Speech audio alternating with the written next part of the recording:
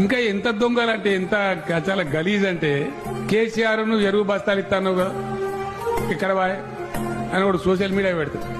నేను బాగా విచారించే టైంలో రైతులకు ఎరువు బస్తాలు ఇద్దామా, ఏ విధంగా ఇద్దామంటే అశోక్ గులాటి అని చెప్పి ఒక వ్యవసాయ శాస్త్రవేత్త ఉన్నాడు.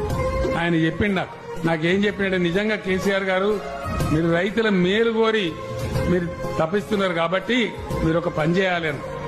ఏం చేయాలంటే నువ్వు రూపాయి ఇస్తావా, 1000 ఇస్తావా, 2000 ఇస్తావా నాకు సంబంధం లేదు, నీ ఖజానా శక్తి ఏందో నాకు తెలియదు. ఏది ఇయ్యదలుచుకున్నా మంచిదే, డైరెక్ట్ గా రైతుకు డబ్బు ఇయ్యి ఆ డబ్బుకు రైతు యజమాని కావాలి.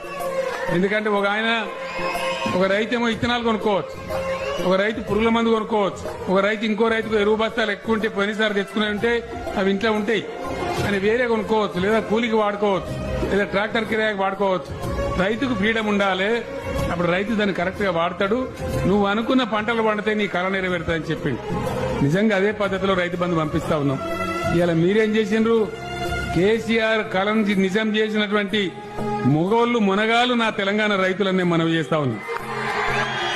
ఇవాళ నేను గర్వంగా చెప్తా ఉన్నా, పంజాబ్ తర్వాత 2వ స్థానంలో ఉన్నాం ఇండియాలో.